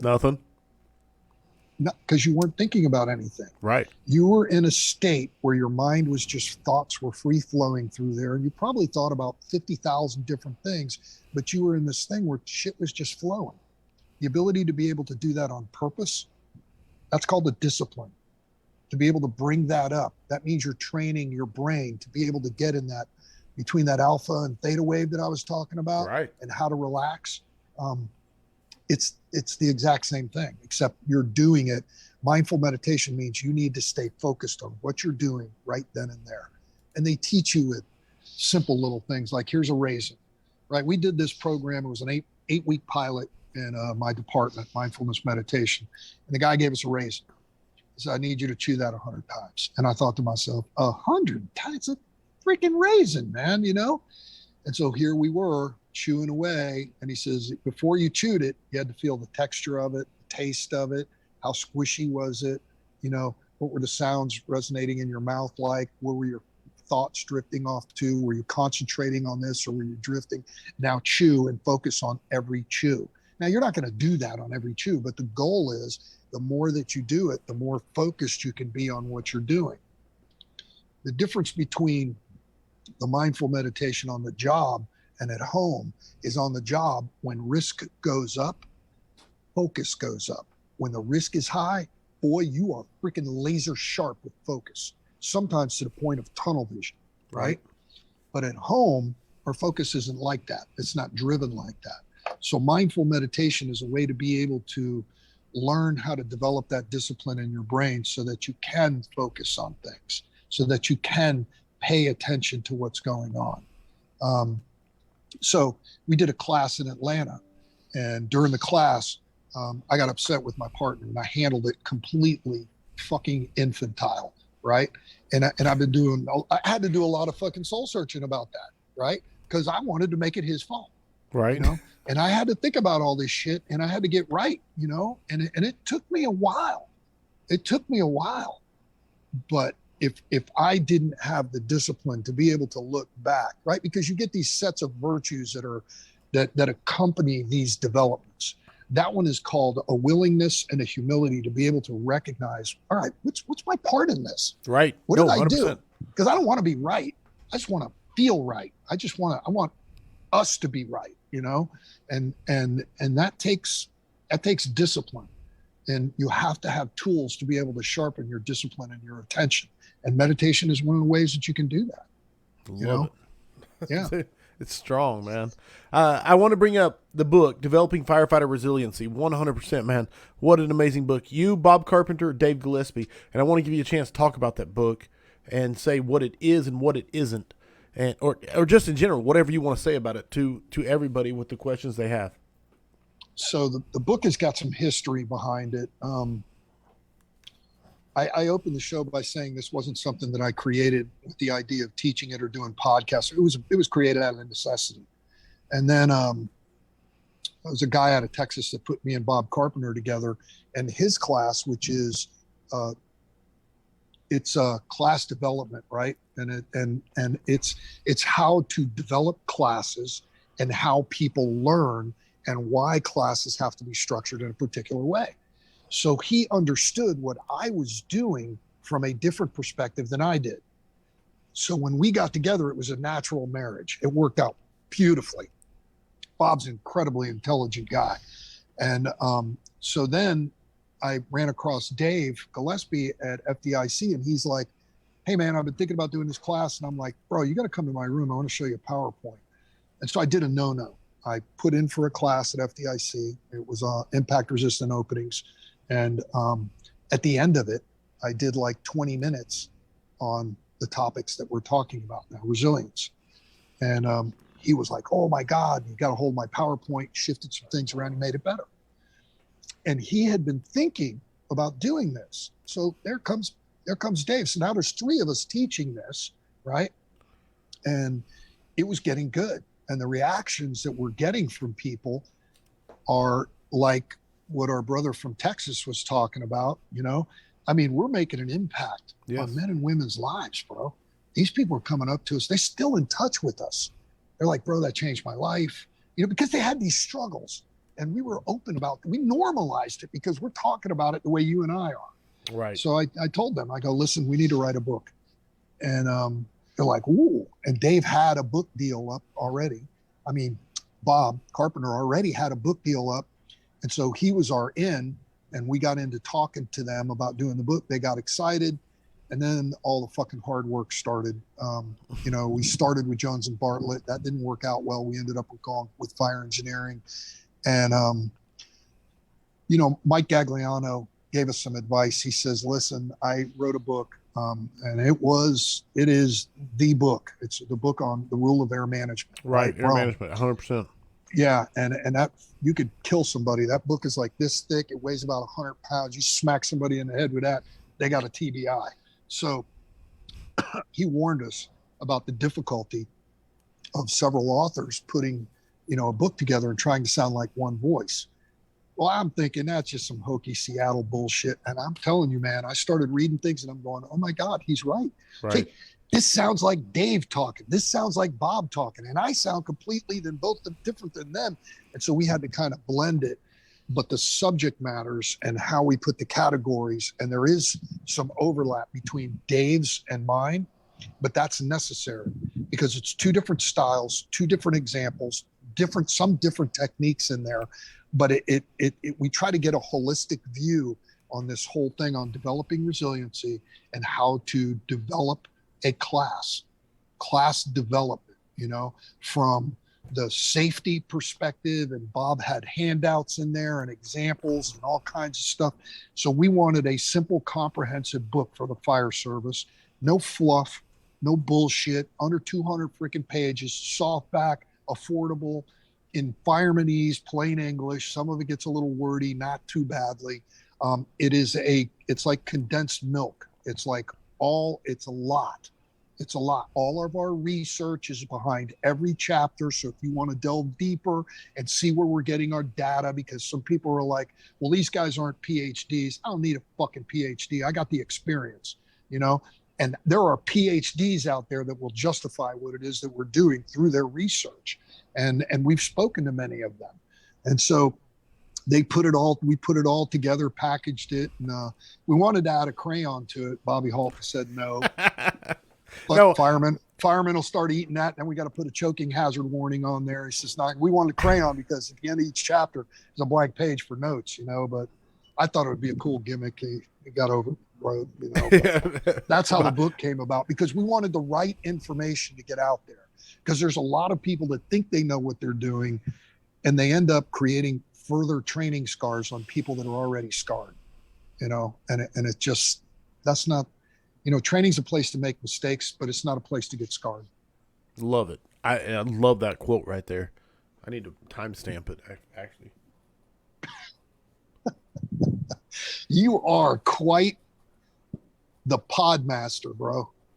I don't know about that. I do what I do, and I don't know if anybody else does it this way. Mark Isom said, Rick, what bit of information would you give to a brand new member of a department on what to do if they have an event that significantly is bothering them? You need to go find a clinician, preferably a psychologist. And if they are a therapist, either way, they have to understand our culture. They have to be familiar with trauma. So they have had to have worked with the military or law enforcement or some branch of uniformed personnel, because I don't need to explain my culture. I'm going to be talking to them in our abrasive tone, and they're going to go, oh, I think your problem is you have an anger management problem. And you just want to punch them in the throat because they're missing the point. Right. So you got to find somebody that's relatable. Second, you got to get to them like right away. If it's bugging you, and the minute you start wondering, man, is this bugging me? This has come up. Don't ask another question. Just go get some help. Go talk to somebody. Because at that point, it's an acute traumatic exposure and can be dealt with very, very quickly. You let that shit fester and then pile another one on top of it and another one, because you're thinking, well, I got past the other one, I'll be okay with these. And they start building. Now you're in this dark place that, it's just hard to dig out of it. You can get out of it, but it's hard to dig out of it, And I think that's what happens with our suicide rate. Mm. So man, this is me just processing it. Speed and alacrity being the keys in the response. Man. Yeah, it's like throwing water on a fire, bro. You see a fire, what do? Put the fucking thing out, You got a choice, save lives or put the fire out. But you put the fire out, everything gets better. Yes. Or you give up the glory and just go for the grab and let somebody else have the glory of putting the fire. But the bottom line is, you got a fire. You need to freaking extinguish it, or do the best you can to smother that thing. Touched on that. So the internal, external. Yes. The internal external is the question I pose to. So I'll be tomorrow about 9:15 in the morning. I kick off with 12 people that are in this program whose lives are hanging in the balance. They're at a treatment facility. They're broke, you know, and I will ask them a question, you know, and tomorrow actually was last week. The topic was, how do you feed your soul? And so if you have to ponder that, ponder it. But how do you feed your soul? Because most of us are about output. We work, we buy the house, we pay the bills, we take care of the family, we pay for the school tuitions, we pay for all the medical, we got to take kids to, their games, we got to do all this stuff. But where's your input? How are you feeding your soul? Do you have those intimate moments with your higher power if you have one? Mine is God. And a lot of people frown on that, but you know what? That was the missing piece for most of my life. But I had to go on this journey to figure out all that, And so how you feed your soul is, how do you actually do things for yourself that feed the internal? Because most of your stuff is all external shit. So you're messed up internally. What do? I do external stuff to fix the internal. It doesn't work like that. You have to do internal stuff to fix the internal. And it's the same with feeding your soul. You have to find a way to be able to talk with somebody in the absence of being judged, to be able to feed your soul, to be able to grow, to ask questions about, I don't know how to deal with these emotions. I don't know. Bro, I was watching a movie last night, sitting in a recliner, crying. Yeah. Now, I don't know what happened, man. At some point in my life, I started crying. But I'm over there wiping my tears, hoping my wife don't see me, which is stupid because she loves it when she sees that. She sees the humanness, Yeah, she sees the humanness. She's not this hard ass prick, and being able to discuss those things, being able to get comfortable with them, acknowledge that it's part of the human existence that we've learned how to suppress from being on the job, and then sharing those intimate moments with a loved one is extremely valuable. And being able to go and do things together from that position is just, that's dynamite, man. Yes. That's incredible. You're working with some very, very powerful stuff there. Love is not, it's not a noun. Love's a verb. That's something you do, man. But how do you do it? Is it conditional or is it unconditional? Well, if she does this or he does this, I'm going to do that. That's conditional. Right. Unconditional is, he's sideways or she's sideways right now. And you know what? I don't like her very much right now, but I love her, Right. And we'll get past this. We'll circle back and discuss it and whatnot. We keep trying. And I really do love that. I don't like her much right now. But that's real. That's very real. My wife will tell you that. She'll tell me, she'll go, I don't like you very much right now. I said, yeah, but you love me, don't you, baby? And she goes, get out of the house. Go somewhere. Do something. Go somewhere. Go smoke a cigar. William Van Brenner asked this question. What was the point while you were writing that you knew the book was going to be successful? Was there a hesitation in writing / releasing in fear of failure? Okay. So that's a really great question. I can only answer from my perspective. The other two authors, Bob Carpenter and Dave Gillespie, have theirs. So mine was, it wasn't about a failure because I knew what we were doing was actually legit and works. And it was very important. So it became a matter of, will it resonate? Will people understand what we're trying to accomplish? That's why we didn't delve into the mental aspect too deeply, the mental health aspect too deeply. And we kept it to performance training and tried to associate it with the fire service. So I never wrote the book to make a name or to make money because I didn't do either one out of those. Anything. I ain't making no money. I made maybe $200. I've made maybe $500 on that book since it was published. I get 5% of the proceeds. It's nothing. Right. And I don't care.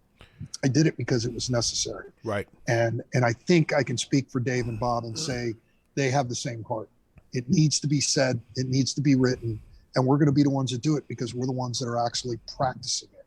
So a lot of people will do lectures on resilience and they'll identify problems. Well, we've identified solutions and know how to implement them in our training. I love it. So, yeah. I hope Todd, that helps, Will. no, I think it's a great question, great answer. Todd Hayes said, if you don't have a clinician available, who would be a good second choice? Like, is there a hierarchy to, like, obviously a psychologist that is a clinician is great. A psychologist that is a clinician that was a first responder is like the pinnacle, right? But is there a hierarchy to it? How about a retired fireman that you respect, that you could talk to about something one-on-one? And the reason I say retired is because he's removed, so you don't have to worry about rumors and all that other crap that we tell ourselves, right? So the stigma, it's a self-imposed thing. We're worried about what other people think, right? It's retarded. But we do it. I do it. I'm guilty of it. From there, I would go to a pastor or somebody that you can trust like that, a preacher, a pastor. That's really a good question. Those are the people that I would go to. So, see, I have things available to me. Like when I go to meetings, I got men that I know that these guys, they're not going to judge me. They're actually going to be like actively like listening and wondering, okay, can I help him? And if not, at least I understand a little more of what he's going through. And the more that you speak about it, the more it normalizes it, at least until you get to the point where you can find some solutions or somebody that can identify and go, yeah, you know what, bro? I went through that. I really wish I had a good answer, but I don't know. I'm fucked up. I think about that all the time, you know, and now you two guys can get together and talk about possible solutions or where you can get. It's just hope. It's hope. Where can you go to find someone that can garner some hope for you? You know, I mean, because you're kind of like in a scared state and it's relatively like hopeless. And you just don't want it to get to the point of desperation. That's powerful. Very, very, man. You can use the phone. They've got freaking 1-800 numbers. I've never used one, but I mean, if you're that far removed, that might be an option, you know? All right. We talked about your book, obviously. We talked about Grossman's book. Is there a book or books to suggest that you think firefighters should read? Like something you think firefighters should be reading? I get this question a lot, and there are a lot of books out there. And I have read a lot of books. I have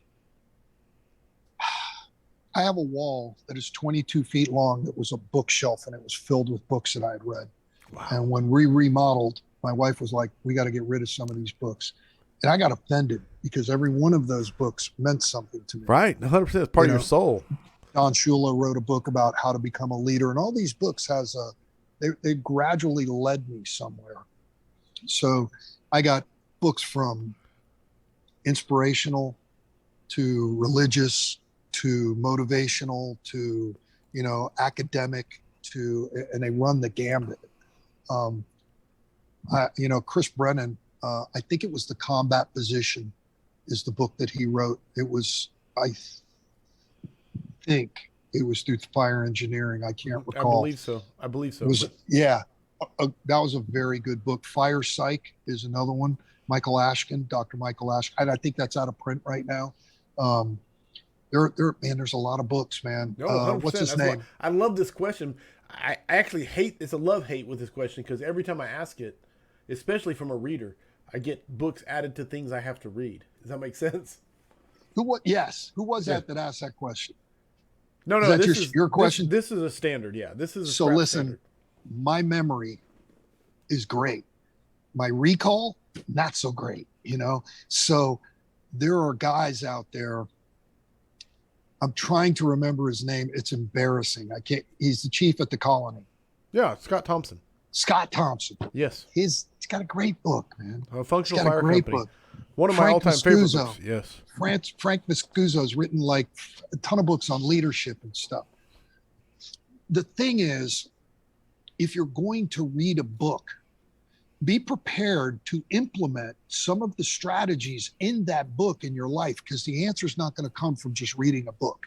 You could read all the books and then be part of a book club and go, oh, I read that book. I read 200 books in the last 30 days or whatever. Big fucking deal. What kind of impact has it had on your life and those that are around you? How has it helped you make the fire service better? You know, how simplistic is it to be able to incorporate some of these techniques? You know, are there techniques in there, or is it just merely a motivational book, which is good? It's not a bad thing, you know. So, yeah, I really do have a lot of suggestions for books, but I mean, I just keep drawing blanks. Last time I was on here, I said the Bible, and That great book. that's Again, they can't go wrong my with it. go-to. Listen, any book that has a quote in there in Psalms that says it's better to live on the corner of a roof than in a mansion with an angry woman, you got my attention. Some wisdom. Yeah. 100%. Okay, so the first time you were on, like I said, if for those that don't know, Ric Jorge, I called him one day because somebody canceled on me, and I don't even think I called you. I typed it in Facebook because I was so intimidated because you're Ric Jorge, and I said, hey, would you, and he 100% filled in like on a 6-hour notice and did weekly scrap number 17. I believe it was 17. I think you're right. And it was awesome. But since then, the scrap has grown and evolved. We grew into something called the 5 questions for firefighters, and then there's been a lot of people who've answered those questions. So many, in fact, that we changed it and had to do the next 5 questions. So the answers are 100% your opinion. There is no right or wrong. And then the points are completely arbitrary and assigned by me, although I asked for the audience to please help me score them because everybody makes fun of how often I give out max points. Excuse me. So, Ric Jorge, are you ready for the next 5 questions for firefighters? Do it, bro. Here we go. Number 1. What single characteristic makes the difference between a run-of-the-mill firefighter and the top-tier, go-to, badass firefighter? A true desire and love in what you do. I mean, if you love what you do and you have a desire to be really, really good at what you're doing, you don't need anything else. You're going to you'll work miracles, man. You'll keep going. You'll find you already have that internal desire, and you have this love that it's like, I'm doing what I was put on this earth to do. What fucking more do you need? So just a love for the job? Love and a desire. It's all of those things are internally motivated. There's no, there are people that, believe it or not, out there in podcast land, there are people on the job that are just here for the bennies, man. They're just here for the benefits. They're here for the t-shirt, whatever. They're not real firemen, They're people that work for a fire department. Bruce Clark used to say that all the time. He says there's firemen and there's people that work for a fire department. And it's the truth. You can't argue with that. Everybody experiences it. So the criteria for firemen, now there's different motivational levels. Like some guys will say, okay, well, we'll only train for an hour a shift. Others will be like, man, let's go train all day. There's a balance in there, and I think that once that love and desire starts to come out and you start attracting other people, look at what happens now. Okay, well, what are we going to do? Let's go clean the rig. All right, let's clean the rig. But before we do that, why don't we stretch some hose? Why don't we do a quick split pull and let's see how quickly we can deploy it, flow water, break it down and repack it, and just make it a freaking, I'll buy pizza tonight if we can do it in under 5 minutes, whatever. I mean, it just, it creates that camaraderie, and that camaraderie comes from a love and a desire, I mean, and when you start doing it, it gets infectious because you're now have become a mentor towards those people that really don't have the direction, they don't have the direction. And I think it's inherent in everybody. It's just, how do you tap it?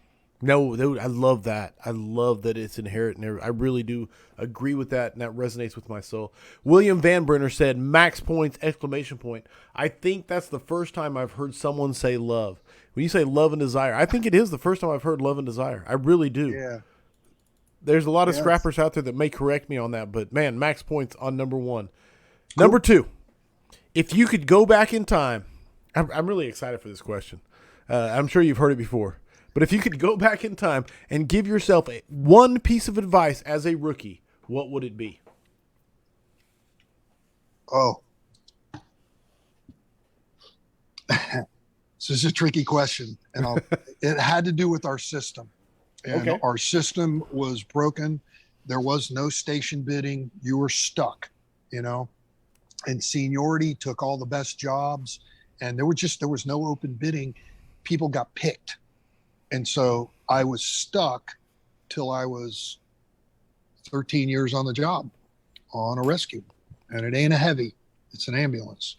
And we're missing fires because we're running medical calls. At that point, I was probably one of the best medics. Now I just so burned out on it. I don't care. When I retired 5 years ago, I thought if I'm done with that shit, I ain't got to crawl into tight spaces no more. I ain't got to wear a mask no more. I ain't got to do. And then the pandemic comes around, and I got to wear a mask everywhere. It's just like I'm like looking at the Lord, going, "Really, bro? This is it, right? What did I do? Is this my penance for everything that I've done bad in my life?" But I think what I would tell myself is, be patient. This is where you're supposed to be. Just wait for your opportunity and don't squander your opportunities, because I did squander my opportunities to promote because I didn't like who my bosses were.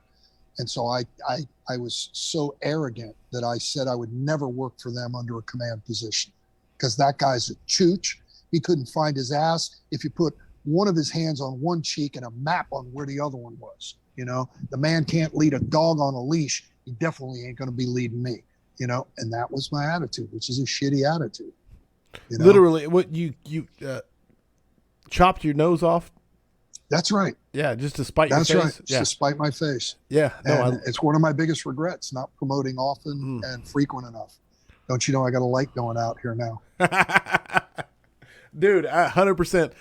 2 for 2, max points on number 2, because Nice. love that. I absolutely love that answer, especially with the circumstances and the rescue, and the Florida version of what a rescue is, which is the ambulance. Oh, it is the most abusive and grinding job that we have down here. It'll make you want to quit. Number 3, what is your favorite training drill? Oh, the roof. I loved it. I anything to do with the roof. So we had a prop behind our station, and it was with the chainsaw, right? And learning how to float the chainsaw over rafters, being able to feel it, what that feels like. And then on a flat deck, being able to use the K-12. And so it would get to the point where naturally you got a spotter with you, but we would take our hoods and put them on backwards to black us out. So like you're in smoke conditions, and you would be surprised how much of the feel and sound goes into it at that point, right? Because now the risk of me screwing up has just increased. So my focus is, as I'm like on high alert, I'm sharp. So I can hear the RPMs, I can feel it. And in the beginning, you're kind of guessing yourself. And after a while, through the repetitive nature of it, you start to get better and better at it. I love that. So I love that. I love that. Actually feel it in your wrist when you're hitting that rafter, as opposed the to whole thing, man. You can feel it in the vibration on the floor, in your wrists, in your arms, the saw, the slightest movements. You become a technician. It's really was really cool. We started doing that in training, and bro, the safety officer almost came out of his freaking shoes. He's like, "What are you doing?" And I'm like, "Just sit in the corner. Ain't nobody ever got hurt doing this. I'm right here with them, And so now the technique is keep the saw in front of you, stay centered, don't overreach. And you'd be surprised. You take people's vision away, they start paying attention to that stuff, Absolutely. And anytime you take, and I'm not saying those are basic skills. Those are not basic, but for truck work, those are the bread and butter fundamentals. Anytime you take the basics and try to remove them from the equation, I love that answer, man. It's just increasing the degree of difficulty. You want to be a master at what you're doing, you got to do the stuff you ain't never done. That's just the way it is. I got to clue you in on these two, which is Kyle Romagus and Rob Fisher talking over here on the side, because they're Kyle, did you just hear that? He's talking truck work. And Kyle said he's a truckie through and through, but I still love him with all of my soul. And Rob Fisher said, Rick. Yeah. Go ahead. I was on the engine, And when we roll up to a fire, we were so good at doing roofs. If the ladder wasn't there, we took the roof. Nice. Nice. No, Rob said truck work is not basic. What I did not mean to say it was basic. I'm saying if you're a truckie, what we're talking about is the basics and fundamentals of truck work. The fundamentals. Go with that one. That's what I was trying to say. Fundamentals and taking them to a whole nother level. Was not trying to denigrate those skills, if that makes sense. Number 4, and 100%, 1, 2, and 3, you've crushed the answer so far with max points. What mistake have you learned the most from in your fire service career? Being judgmental, thinking I knew better, especially on scenes that you're not on. You know, I reviewed a video once of our guys fighting a fire in the L-Dub. The L-Dub's the nickname for Lake Worth up here. And it just gets fire, you know. And they couldn't bang this fire out. And they kept going into one place trying to hit it, and they couldn't shut it. And I'm like, man, why do they keep backing out of that apartment, man? That's the right place, you know, it's the right place. And I'm like, these fucking guys, this and that, blah, blah, blah. So the next shift, we drove over there. And you know why? Because they had built a partition wall in there, and they couldn't access that apartment. It was done illegally. That never happens in the fire service. Sure, right? No, yeah, we never ran into that. And so, and I felt like such an idiot, and it was a big lesson, because I'm like, I will never judge. It was usually pictures. Don't judge a picture, right? Because you weren't there. Well, now we're watching a video. I'm like, well, it's a video. Clearly, these clowns, you know, what are they doing? They keep going in. They're trying to go in through the fire door, you know. And I mean, you could do it, but man, pull the deuce out, knock that thing down, you know. And had a lot of opinions, judging them, thinking I knew better, you know. You know what they say at the fire service? When you think you know it all, you need to get the fuck out, because you're going to get somebody hurt, you know. No. And that, I guess, judgment, man, it's the thing, you know. I mean, repeat the question, because I know there's one other thing that I might want to throw in there. But what mistake have you learned the most from in your fire service career? Being rushing, and being judgmental. I have actually parked underneath power lines that, as the fire progressed, started impinging on and would have draped right across our apparatus. You know, I have rushed to, you know, force doors, and it was a wrong entry point, you know, because we're always in a rush to try to beat the next company. You know, we almost got in an accident once. They were coming around the corner. We were coming around the corner. And I mean, it was close, you know, and it was just that kind of stuff. I love the humility of every part of that answer, from the judgmental part especially, because that takes some maturity, man. Because when you're younger, it's so easy to judge, man. Yeah. But because we know it all. Oh, 100%, man. Yeah, bro. And then, but no, the humility in it, but then the tactical side of it too. Like, you're also tying humility into that, man. I love that answer. So there's 4 for 4. And then the final question, one of my favorite questions, is there is heavy fire and searchable space. Would Ric Jorge rather be assigned to the nozzle or first in on VES? I would go to VES. I don't know why. I would. It's just the preference. I mean, everybody wants to be on the knob, and you got to have grunts back there for pinch points, and you got to have the right line. You got to make all those decisions. The VES, it's on you, man. It's on you, you know. It's on you. You got to close the opening. If it's not an opening, or like where Robbie's at, they got these warming houses. It's a huge opening. Once you bust that window, now what? What's your plan B? You need to know your area, you know? So that was the one thing that riding on the bus got me. I got to learn layouts of a lot of different things on medical calls, and it's come to fruition. We've had fires in apartment buildings, and I knew what the layout was going in, you know, and homes. You know, we were rolling down the street, and as we coming down the street, I slowed down, and my boss and I'm driving for him, and we're looking at it, and we're slowing down, and I slow down. So we're coming up on it. He can see the D side. We see the A side. We pulled just past it. He can see the B side. He said, he told the fireman, he said, Joe, get ready to pull the line. He says, Ricky, grab the water can. And he says, I'm gonna go around back. And he didn't come back out. He said, come on around back. He opened the front door and he says, bring me the water can, and gave him the water can. He went in and he put the fire out. It was a pot on a stove. It wasn't a structure fire, just a lot of smoke, you know, but it was the color of the smoke. And when we got back to the station, the rookie's like, how did you guys do that? Because we had a rookie riding with us. Sure. And I said, how did we do what? He goes, that fire. I go, what, bro? It was a pot on the stove. He goes, no. How did you guys know? You didn't even pull the hose. Why would you take that kind of chance? And I was like, oh, I got you. I said, in that neighborhood, all of those ranches are split and the kitchen's in the middle. The smoke was ejecting out of the back. The kitchen parallels the living room that's got sliding glass doors, and that's where the smoke was issuing from. It was white smoke, so we knew inherently from being in there, it was in the kitchen, more than likely a pot on the stove because of the color of the smoke. It wasn't issuing like a ton of smoke. This kid just saw smoke. He's thinking, fire, let's go. Pull the hose, bust the door in, and we're gone. You know, sliding glass door was open. He opened it, took the pot off, threw it in the sink, opened the front door, give me the water can, just in case, cabinets and whatnot. Sure. And that was it. And he just looked at me like he couldn't believe that. And I said, yeah, listen, you're going to be stuck on a rescue. You're going to be going to these homes. You're going to learn the layouts. And when you roll up, you're going to know where that fire's at, depending on where that smoke is issuing from. That's a 99% chance you're going to know where you're going, you know, but you're already going to know the layout.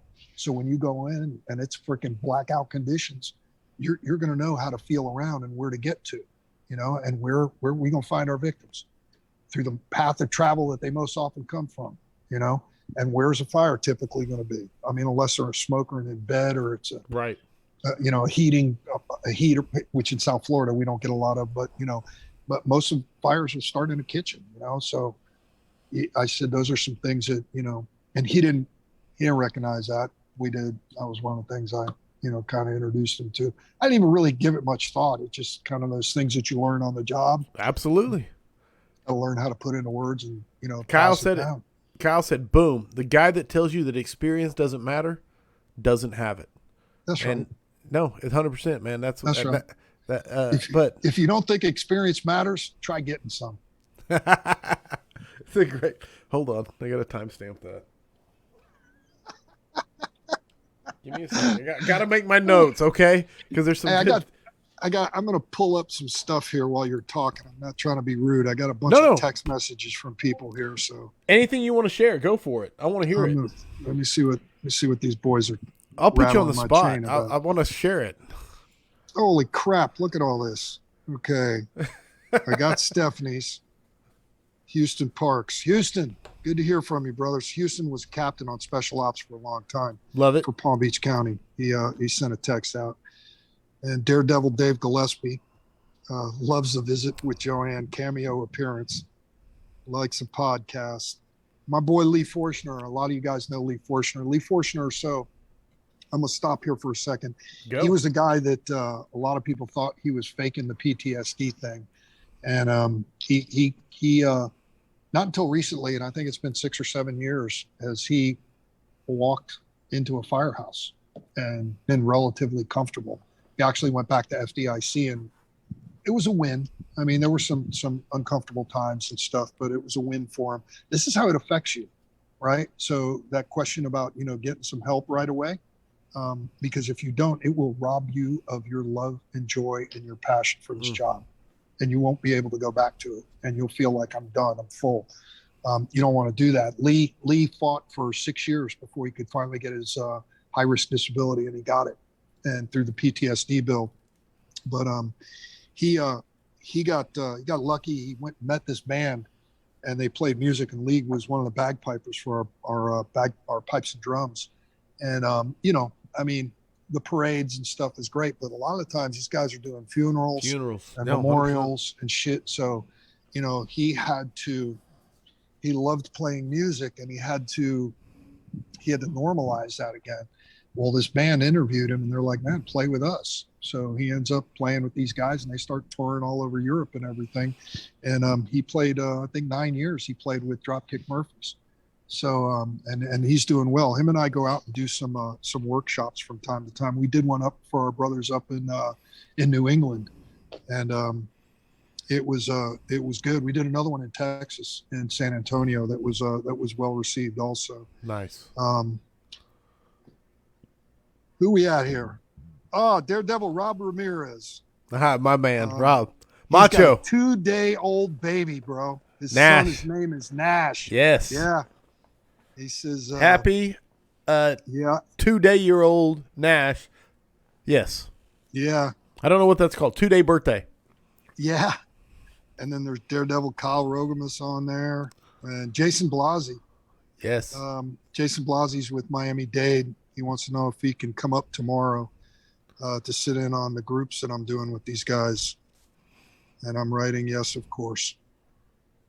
And that's it. Solid. That's it. Yeah. Hey, I want to say, because you answered the next 5 questions for firefighters, and you absolutely crushed them and knocked them out of the park, 5 for 5 on max points. Not just my opinion, but also the opinion of the audience that was listening. So I want to be very clear on that, because that's cool, man. 100%. That's cool. There it is. My buddy Patrick Armitage. Call him Army. He's a paratrooper. He's one of the instructors on our cadre, who is just a fucking absolute stud. And speaking of studs, Mark Mykowski up in Alpharetta. I believe it's Alpharetta. I always screw that up, man. Yep, no, it's Alpharetta Fire. And he says, solid work as always. A page out of the Mykowski book with the emotions. I love you, bro. You guys aren't alone when it comes to this stuff, man. I want to brag on our cadre, brother. We got a solid cadre and guys in reserve, and Robbie Hendricks out in Portland's another one. And these guys, when we work with these men and we do our immersion training for 24 hours, we break them down physically, and then somewhere around the 11 hour, 2 o'clock in the morning hour, they start fucking up. And when they start fucking up, because the human body can only go so far, right? They start to get physically tired. Then the mind wants to tap out. Once the mind starts to check out, that's when we step in and start doing our work. Tell them to slow down, breathe, focus. Remember all the things that we've been teaching you. And we do a little post-incident analysis after every, we break them up into Alpha, Bravo, Charlie, and Delta companies. And so they're all doing these different things, from hose pulls to large area searches and all these different things. But during the day, it's physical exercises to beat them down. We got to wear you down physically. I can't do life-threatening with you, right? And they're all wearing heart monitors and stuff. And Dave does a great job with a lot of the lecturing. And we've got yoga for first responders. So they're doing yoga, and they're doing all these different things. And when they start breaking down, these guys step up, And Tuna's another one. Tuna's medically retired, got his career snatched from him, had a couple back surgeries. And these men have all had their trials and tribulations. And so these guys, we develop relationships with them. Some are going through divorces. Some are having anxiety problems. Some just want to get better. We're teaching them breathing techniques. And we had this freaking abnormal dude. He must have had a third lung, bro. So he is taking the old tanks, the old Scott tanks, the quarter alerts, right? Instead of the third, it's the quarter alerts. And he's doing the breathing technique. This guy went 122 minutes on 1,000 PSI using our techniques. Oh, wow. 122. And the average in the class was somewhere between 45 to 60 minutes on low air. Now, they're not working. Right. No, completely survival. Is it will breathing type or? Yeah, we do the will breathing. Okay. And we teach them the breathing techniques, and they incorporate whatever they want, and they learn about the mental rehearsal and but the that's mindset. that is some stretching some PSI, my brother. Yeah, and the guys with the anxiety, we tell them, listen, this isn't fear. You're going to come across it. This is a challenge. We want you to just push the needle forward a little bit, get further a little bit each time. And we keep doing these drills and reinforcing them, so we go from instructor to coach frequently. And this cadre, fucking stellar, bro. Stellar. It is. They are just, I can't brag on them enough. I know I've left a couple of them out, but there's quite a few of them, man. They're very, very good. That's awesome, man. And the passion obviously shows through, and how much you care for them. Yeah. And with that, makes it officially 152. If you'd have asked me back at 17 if we'd be doing 152, man. Oh, Jesus, it's been that long, bro? Dude, 100%. 152 scraps in the books. Ric Jorge. hey, if someone wants to reach out to you, get a hold of you, smoke a cigar with you, or just just make contact with you, what's the best way to do so? 561-239-1908. That's my cell phone. My email is surfdogs, surfdogs, the plural, followed by the number 4 at yahoo.com. Surfdogs4 at yahoo.com. That number is 561-239-1908. And I got a number here for you also. Let me find it. Give me one second right here. Okay. So any complaints and problems that you have, go to 405-863. No, that's Corley's number. You can send it. You can send it. If you're going to put yours out there, I'll put mine out. I can't not. I love that. I was actually getting ready to type it up and put it out. I thought it was going to be some sort of help number or something. I was going to put it up there. Oh, my boy Connor Arnold. Love you, bro. He just sent me a text, man. Love it. He's out there with you. And then I got another guy that just sent me his number. His name is Corey. He works for Palm Beach County. He started a men's group for firemen. We got guys from all over the state and a couple of out of state. He wants to know if I'd like to be a part of it. How wonderful is that, bro? Dude, firemen are getting together to help each other. The network, when you start unbelievable. When you start looking and saying who else is out there feeling like me, you will be blown away by the number of people that are out there feeling the way you feel. That is correct. Like, it is humbling. Yes. If you don't think there's a God, ain't nobody else can pull that kind of freaking DNA together amongst a bunch of freaking type A personalities but him, you know. I'm serious, bro. I'm with you. Unbelievable. Go ahead. I don't want to cut you off, brother. You're on a roll. No, that was good. I'm like, my cuppeth overflow, bro. I'm humbled by these kind of things, you know, these men that call here and are open and ask questions and talk and sit in on the scrap and you doing podcasts like this and stuff. I mean, it's going to take a small army to change this thing. You know, what do they say? The fire service is like a freaking aircraft carrier. Yes. It'll turn, but real slow. You know, really it's slow. going to take every one of us, you know, and we ain't no different. None of us are any different. This guy, Mark, he's like a freaking tank, man. He's like a diesel motor, you know, one of the most humble and open with emotion men that you will ever find. When we were done with the class, he left to Mexico to go do some ministry work down there and build some houses and stuff for people that I mean, come on, bro. You know, these are men with heart, you know? Right. I mean, I love associating with people like that, you know? Absolutely love it, man. Yeah. It's cool, you know. It's you got to be careful who you associate yourself with, you know. You want to associate yourself with good men.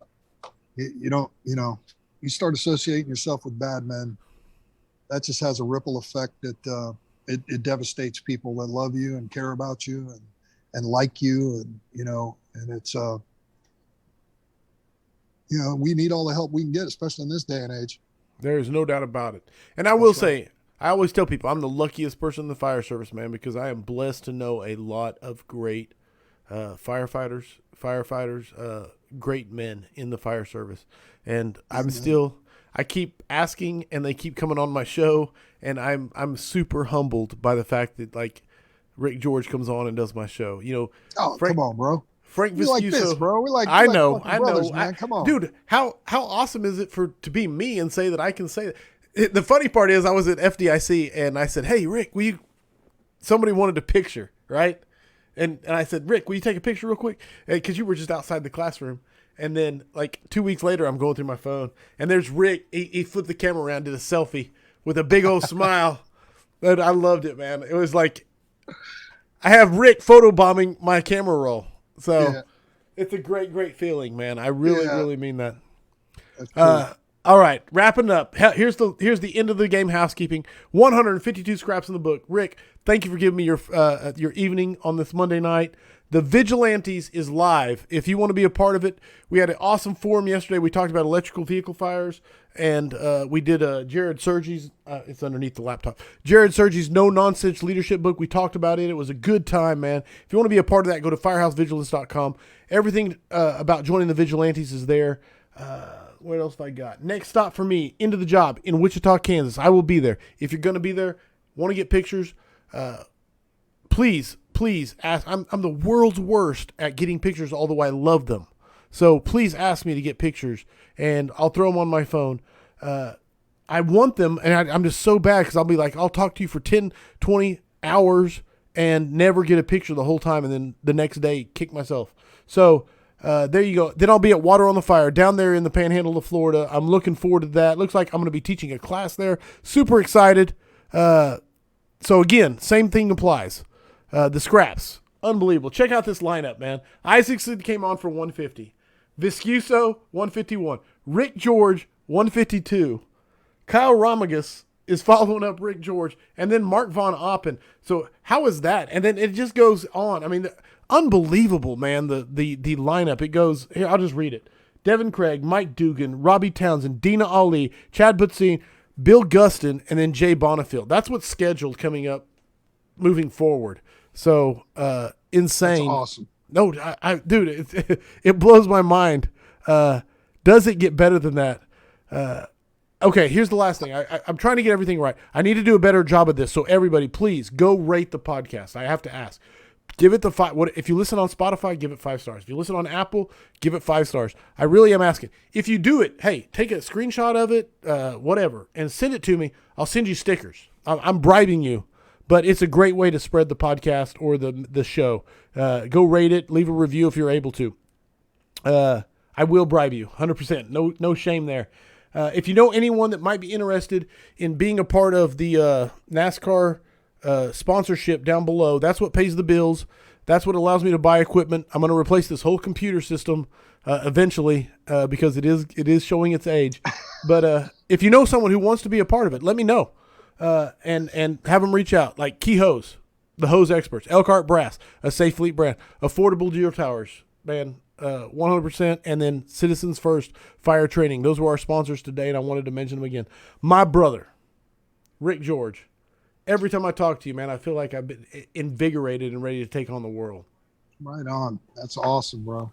I wish I could take the glory for that, but you know who gets that. I understand. I really do, man. But you do have a gift in making someone feel special when they talk to you. I hope you understand what I'm saying. I'm not trying to blow your head up or anything like that, but you have a gift in making someone feel like very focused on. Does that make sense? Yeah, you blew the hair right off my head with that, bro. It is a gift. So for what it's worth, you're as good at taking a compliment as I am. I'll put it that way. If you know, there we are, audience. You guys are the ones that make the scrap special to me and make it worth it. The questions, it's awesome. So thank you, man. Thank you for tuning in live. I love each and every one of you. Remember, mutts don't scrap. I hope the tone stays silent unless it is burning. Everybody stay safe out there.